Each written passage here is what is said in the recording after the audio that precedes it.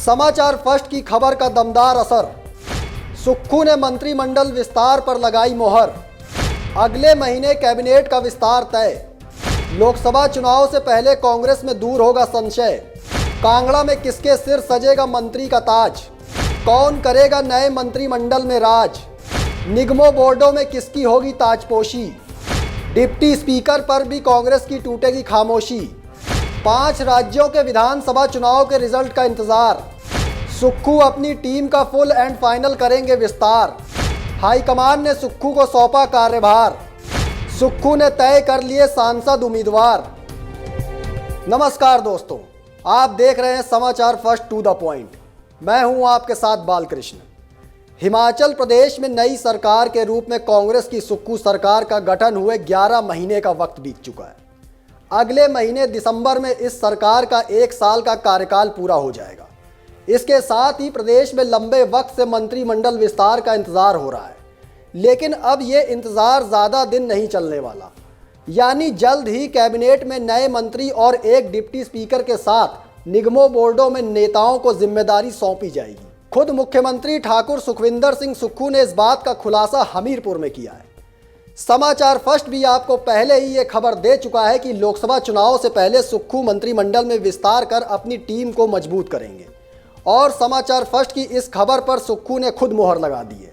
आप खुद सुनिए क्या कह रहे हैं मुख्यमंत्री ठाकुर सुखविंदर सिंह सुक्खू। मंत्रिमंडल विस्तार का ज़्यादा देर इंतजार करना नहीं पड़ेगा, क्योंकि अभी मेरे को लगता है कि 5 राज्यों के चुनाव है। उस 5 राज्यों के चुनाव के बाद ये देखते हैं कि हाईकमान क्या करता है। फिलहाल सरकार में 3 मंत्री और एक डिप्टी स्पीकर का पद खाली है। सरकार में मुख्यमंत्री के साथ 12 सदस्य मंत्रिमंडल में शामिल हो सकते हैं। जानकारी के मुताबिक कांग्रेस हाईकमान से मुख्यमंत्री ठाकुर सुखविंदर सिंह सुक्खू को कैबिनेट विस्तार के लिए पहले ही हरी झंडी मिल चुकी है, जिसके चलते सुक्खू ने पहले ही नाम तय कर लिए हैं कि किसको कैबिनेट में शामिल करना है और किनको निगमों बोर्डों में जिम्मेदारी देनी है। अब खुद सुक्खू ने बोल दिया है कि 5 राज्यों के विधानसभा चुनावों के रिजल्ट आने के बाद मंत्रिमंडल का विस्तार होगा। समाचार फर्स्ट ने भी पहले ही आपको संकेत दे दिए थे कि सुक्खू को जल्द ही अपने मंत्रिमंडल में विस्तार करना होगा, जिससे लोकसभा चुनाव में कांग्रेस को मजबूती भी मिल सके और पार्टी में जो भी नाराजगी है वो दूर हो सके। और अब सुक्खू के बयान से साफ हो गया है कि अगले महीने यानी दिसंबर में ही वो अपनी टीम को बढ़ाएंगे। माना जा रहा है कि दिसंबर में ही सुक्खू सरकार के कार्यकाल का 1 साल पूरा हो रहा है। ऐसे में 1 साल पूरा होने के साथ साथ सुक्खू कैबिनेट का विस्तार कर लोकसभा का बिगुल फूंक देंगे। अब सवाल यह है कि सुक्खू की टीम में नए चेहरे कौन कौन से शामिल होंगे, किन चेहरों को निगमों और बोर्डों में जगह मिलेगी। जैसे जैसे समय बीत रहा है वैसे वैसे संभावित मंत्रियों की लिस्ट भी बढ़ती चली जा रही है। वक्त के साथ इस लिस्ट में कई विधायकों की एंट्री भी हुई है, तो कई विधायकों का नाम भी कटा है।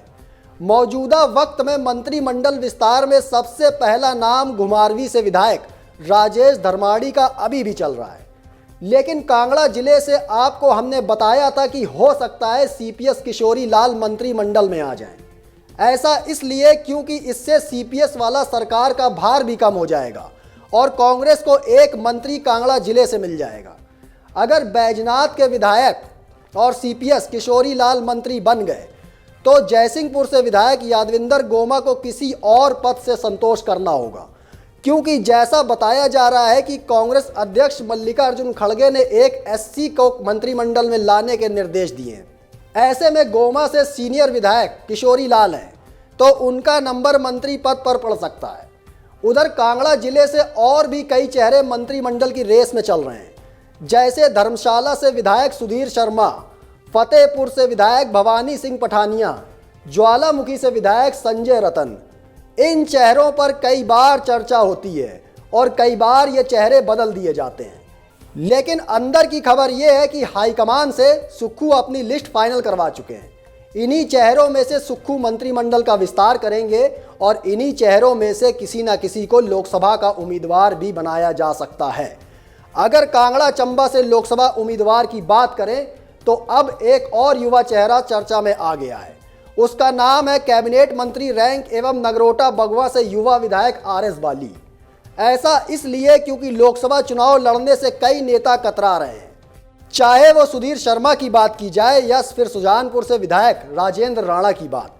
सुधीर शर्मा पहले ही 2 बार चुनाव लड़ने से इनकार कर चुके हैं, चाहे वो धर्मशाला से विधानसभा के उपचुनाव की बात हो या फिर 2019 में लोकसभा उम्मीदवार बनने की बात। इस कारण हाईकमान उनसे नाराजगी भी जाहिर कर चुका है।